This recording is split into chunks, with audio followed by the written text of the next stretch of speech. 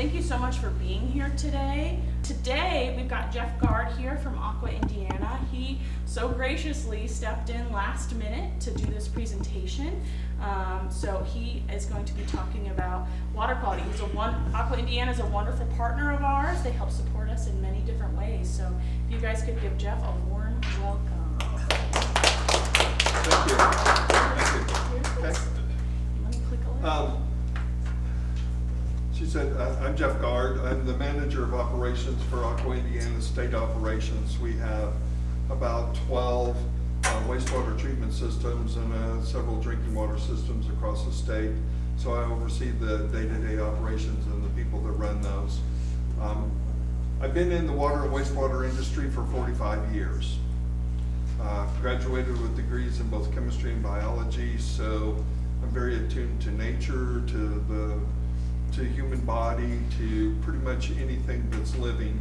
And during the first, 15, 20 years, I treated drinking water for millions of people all across the Midwest in a bunch of different facilities.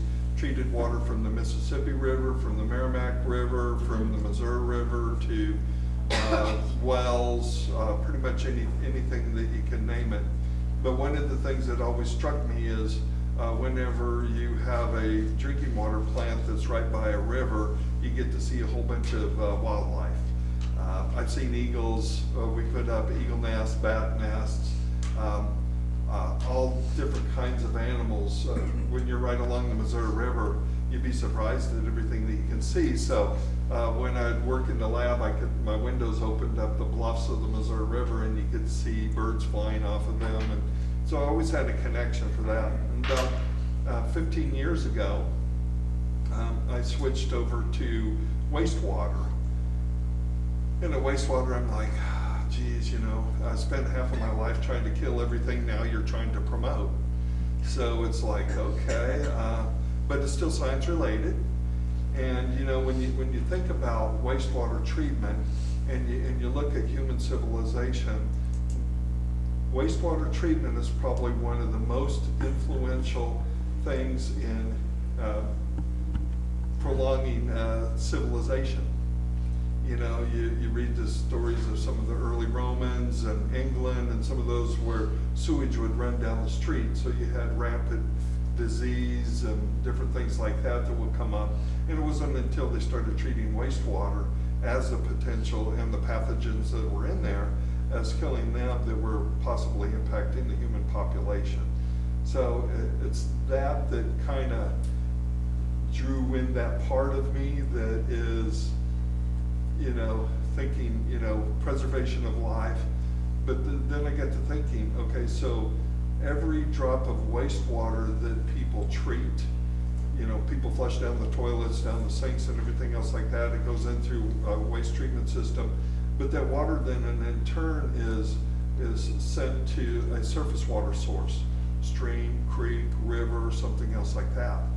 And if you know what that means, so the water you're producing, from treated waste is actually going to be somebody else's drinking water downstream.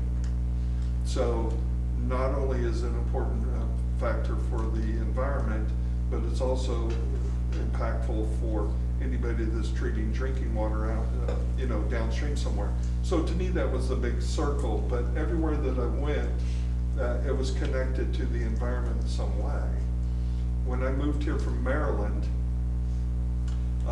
their regulations were that if one drop of wastewater hit the ground, you had to excavate the soil, contain it, and dispose of it in trash because of the potential impact to the oysters that they had in the bay out there. So it's like, wow, okay. It just puts you in touch with reality into a creek that runs, Grandma call a ditch, which runs right through it. And I'm sitting there going, okay, and that flows into the Wabash at some point, into the Missouri River at some point, into the Mississippi, and somebody downstream is drinking that. But then by the same token, when you go out there, and all of our new employees are astounded when they go out to the Midwest plant, and what you can do see almost all of Eagle Marsh. So when you talk about birding and that kind of thing, you got the seat right there at a place where you work, so you can see all of these birds and animals all around you each and every day, and it's like, how many times do people get jobs like that? You know, it's kind of a crappy job because you're dealing with poop, but still, by the same token, you can really make it, you can take the fun, you know, the encouraging and the drive for a lot of our operators to be able to do that. So I kind of wanted to walk through the process today and tell you exactly what we do, how we do it, how people do the things that we do to make sure that the water, when it goes into the Grand McCalla, is, you know, of a quality that's not going to negatively impact Eagle Marsh in any way, and further, do not negatively impact anybody that's going to be using the water downstream for drinking water. So I don't know how many of you are familiar with that, but it's a surprise to a lot of people because of the technology that's used anymore. And when you think along those lines, you get a little bit better perspective. I know we smell sometimes, but we're working on that. But by the same token, all the process that we go through is all geared towards protecting the environment. I work for AQUA Indiana, but our parent company is Essential Utilities. Their motto is protecting Earth's most valuable resource, and that's water. So when you take their motto and you pull that into what we do on a day-to-day basis, whether you're providing drinking water to people or whether you're treating wastewater for people, you're doing one thing, and that's protecting the Earth's most valuable resource, and that's the water out there, because without that, then we wouldn't have a lot of the things that we do today. So, okay, so wastewater 101. Wastewater treatment is a chemical process, whereas wastewater treatment is a biological process. It's very important to know. When you treat drinking water, you add chemicals to it, kind of like a recipe that disinfect the water to the point where when people consume the water, it's not going to harm them in any way. Pretty easy. It's like cookbook. I've done that for years. I can tell you exactly what it's going to take to make the water clean so that you can drink the water. Especially mothers that want to mix formula with that water, it takes me right to my heart. Wastewater treatment, however, is a biological process. And it's like humans. Actually, when you think of a wastewater treatment process, it's like the human body. And it's, so each one is different. So every wastewater plant across the United States, across the world is different. They have some similarities, but everyone is different. Why? Because every set of waste that goes into that treatment plant is different. People eat differently. They use different things in their wash. They do different things. You have different businesses. You have different industries. Everything is different. So they have to set up the wastewater treatment process to accommodate anything that they're going to encounter. At wastewater plants, microbes can and do get sick, which affect the plant performance. There's a whole litany of microbes that are in that wastewater that do different things. Some of them take out ammonia. Some of them take out phosphorus. Some of them are better degraders of organic waste. So you have to keep those bugs, I'm going to refer to them as bugs after this, you have to keep them healthy. They have to have certain things in order to be able to survive and to grow and to thrive, much like a human body. You have to have food, and you have to have, be able to live in an environment that's going to help you live. In other words, you're going to need more oxygen. If we didn't have oxygen, we wouldn't survive. The bugs are the same way. Solids in equals solids out. So every solid that goes down the toilet or down the sink at some point goes back to the wastewater treatment plant. Even though it's degraded by the bugs that are in there, there are still non-digestible components of that waste stream that do not get broken down by bugs. Garbage disposals and things like that's organic matter. We're constantly talking about people about not putting grease down your drains. not flushing plastic products down there, you know, no toys and that kind of thing, because you have to sieve all that out, because the bugs cannot eat that kind of thing. So you have to take that out somehow. So solids in equals solids out. At the end, after the microbes have done all their work and digested all the organic matter that's in there, and they can't consume any more of it, there's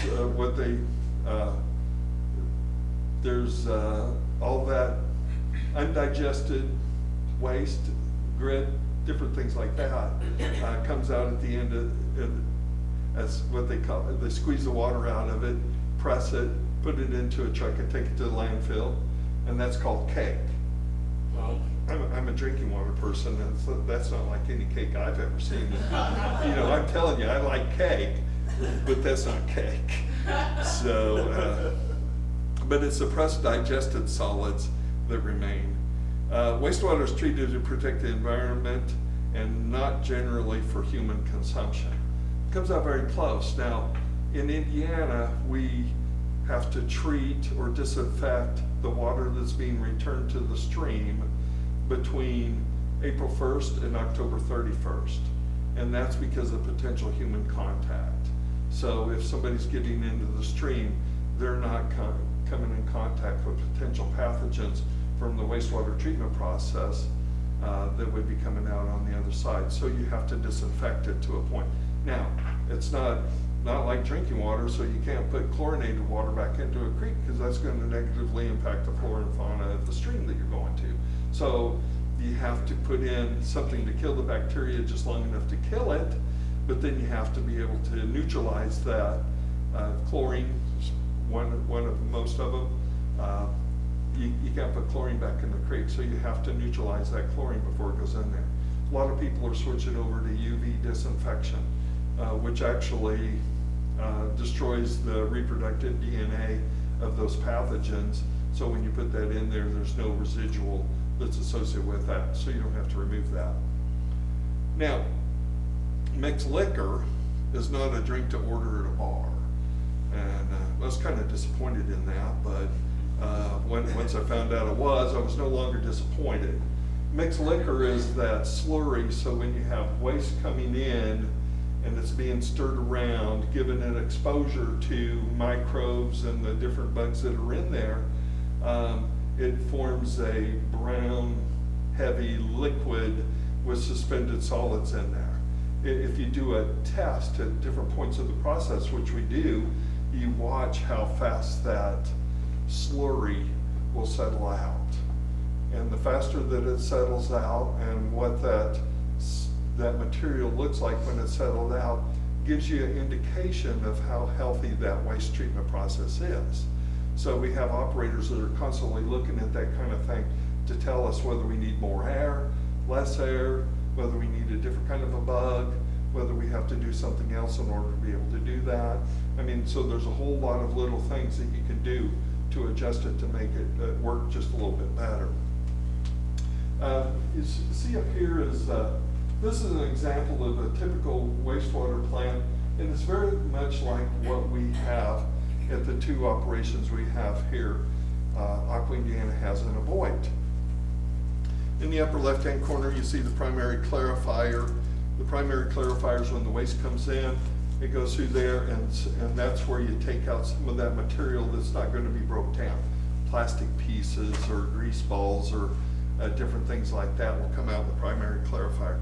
Then it goes to the aeration, where you have big blowers and big mixers that are stirring the slurry and providing oxygen for all the bugs that are in there. Then it goes through, you have it goes into a secondary clarifier, and then there's some stuff that's carried over in the secondary clarifier that settles to the bottom. Well, there's still some good bugs in there, so you can pull those bugs out and put them back into the system earlier, so that you can help maximize your treatment process in degrading some of those organics that are in there. And then you have polymer that's added to your slurry at the end, and that polymer basically binds all of that solid material that's remaining in there and clumps it together. In other words, it looks like a real dirty mud puddle, but when you add a little bit of polymer to it, it clumps everything together, and that goes onto your belt press. And what that means is that when it goes through there, because it's all clumped together, it's easier to squeeze that water out of it. So then you can take that water then and recircle it back to the plant, or like we do, you can also use it for non-potable systems, like if you're going to use a wash down of a basin or chemical feeds, you can use that water because it's very clean at that point, but it's not for human consumption either at that point. So then your solids that you squeezed all the water out then go through the, once it comes out the belt press, and then here it goes into dumpsters, and then we take it to the landfill, and they use that for cover over their landfill on a daily basis to seal that in. Now, there's some places that will cook that cake to a certain temperature and it'll kill all the pathogens in there.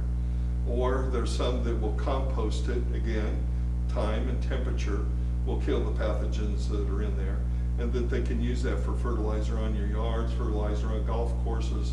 You'll see some people that will use it for fertilizer on the fields.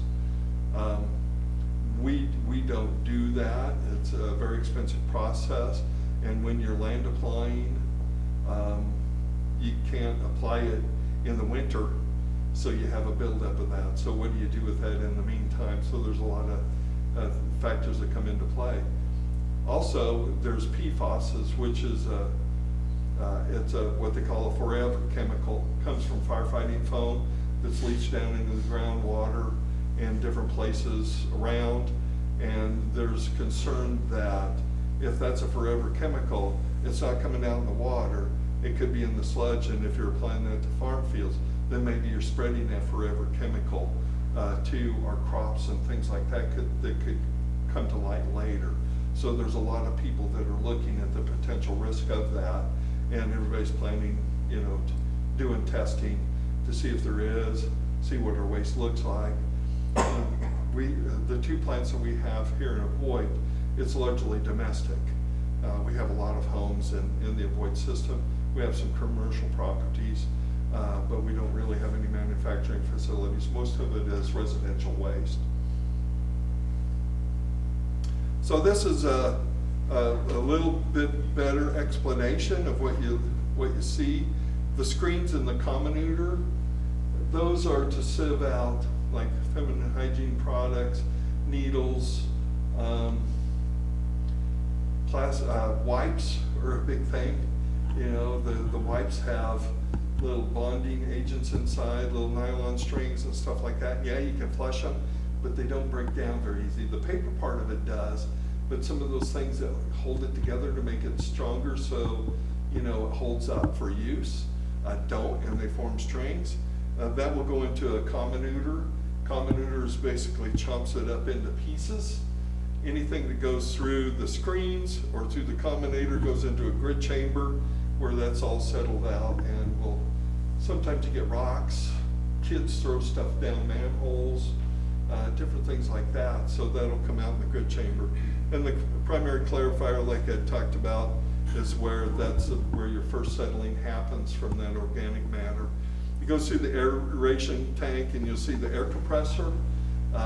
And the air compressor comes in a lot of different ways. You can have big paddles that stir it, or you can have big blowers that blow air into it. Either one provides the oxygen level that's needed in order to promote bacteriological growth in that wastewater treatment process. Then you go into the secondary clarifier, and on the way you'll see the sludge treatment disposal at the very bottom. We just talked about that, but it goes into the secondary clarifier where you add your disinfectant, and from there it's discharged to a surface water stream. Now what do you need? You can't just build a wastewater treatment plant in this room and expect it to work. You need an MPDS permit, which is an EPA document that's National Pollution Discharge and Elimination System, and that gives you the parameters that you have to operate by and to meet in order to be able to discharge to a surface water stream of some nature. And I have an example of that in just a little bit. You have to have a discharge site for the treated water. It's gotta go somewhere. You can't just pump it out on the yard. It's gotta go into a stream or some other type of source. Electrical power, big, huge. These blowers are ginormous and they blow a lot of air. These big paddles are 20, 30 feet wide, 3 feet in diameter, and have paddles on them. So everything requires a lot of power. Air source. Air source, like I said, can be paddles or blowers, electrical again. And then your solids plan. How are you going to handle your solids? What type of device are you going to use to extract that water from the solids so that you have just the solids remaining? Your disinfection method. Could be UV, could be chlorine, could be a variety of different things that are used, but you have to have and to be able to demonstrate that disinfection plan to ensure that that water that you return into the environment is fully protected from pathogens that could potentially harm someone. You have to have a laboratory. Laboratory, you have to take samples from every one of those locations on a daily basis to see what the health of your plant is. And believe it or not, they get sick. These bugs die off and these bugs overtake them and the plant is sick, so you have to scramble around and do different things in order to help that system get healed. Sometimes they get constipated, sometimes they get diarrhea. So you have to adjust these chemicals in the process to make sure that what's coming out of there is appropriate for landfilling and that you're getting proper treatment of those solids so that when you do have to dispose of them, they are of suitable quality that you can use for top cover. Most importantly are operators.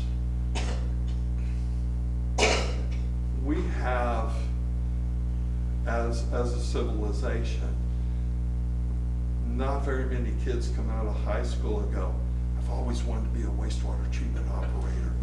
I've really wanted to do that. That means a lot to me. Or even water for that sake. So, they're looking at different jobs and everything, but these are important and very essential jobs to people, the civilization, communities, for growth and everything.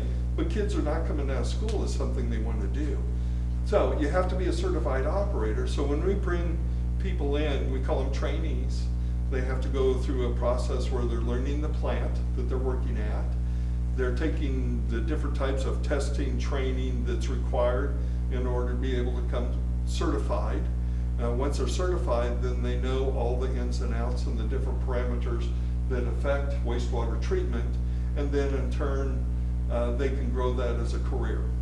Like I said, I've been in it 45 years, so I never thought I was going to do that my entire life, but I look back on it and say, I've had a good career.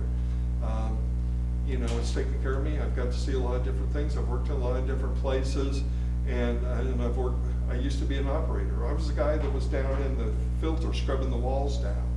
Now I manage the operations for the state. I never thought I would be there. Getting close to retirement, so some of it I have to pass on and help bring some of these younger people up so that they have the same vision, the same drive, and the same desire to be able to use that as an essential career for a community. It's not something they teach in trade school or anything else like that, but we're getting there. When I talked about NPDES, this is the NPDES effluent limitations and monitoring requirements for the Midwest plant that's located right in the middle of Little Eagle Marsh that discharges into the Grand McCall. We monitor flow. CBOD is chemical biological oxygen demand. Biological oxygen demand is associated with the raw materials that are in waste that's going to require a certain amount of biological activity in order to reduce that waste. So that's one thing to keep in mind. It goes higher. Plants are designed around removing a certain amount of that. So you have to keep a track on how much of that is coming in. TSS, total suspended solids, that's a brown slurry part. So you have to track that. How's your slurry throughout the plant doing? Ammonia, nitrogen. Okay, you have to take the nitrogen out of it. urine contains a lot of nitrogen, and with lower water use toilets and devices that we have anymore, the ammonia concentration that are coming from homes is higher now. You know, it used to be you'd have, what, 6 or 7 gallons per flush. Now you got 1.2. So you're constantly increasing that strength of nitrogen and ammonia that's coming into the plant. So you have to adjust, you have to grow certain bugs to be able to remove that nitrogen and be able to act to that. Phosphorus comes from soaps, primarily. So as people use soaps and different things like that, it goes in, and again, it's concentrated a little bit more because of lower flow. You have to be able to use the bacteria to be able to consume or to break down that phosphorus into different compounds so that it doesn't negatively infect the discharge when it goes out into a creek. Can you imagine what it'd be like if you had a whole bunch of phosphorus going down to Grand Macaw? You'd probably be able to walk across the vegetation that's in there.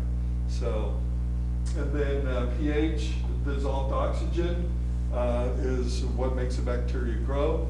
And when you return water to a stream, it has to have a certain amount of oxygen to it so that you're not taking oxygen out of the stream for your flora and fauna that's depending on that water for an oxygen source. So you have to keep it at a particular level. E. coli, that's an indicator of the pathogens that could be in the water. So you're constantly monitoring for those during the periods of time that you have to disinfect. When you look at the financial drivers for waste treatment, I described a lot of things to you. It's not cheap. A lot of people will talk about the requirements, why does it cost more for wastewater than drinking water? Well, it's explained.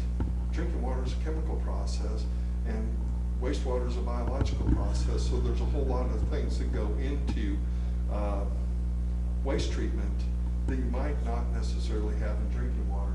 But when I took the associated cost percentages with waste treatment in Indiana, this is across the plants that I have.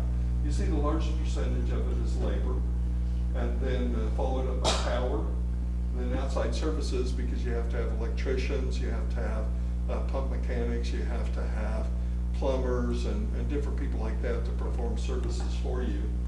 And then sludge, 12.8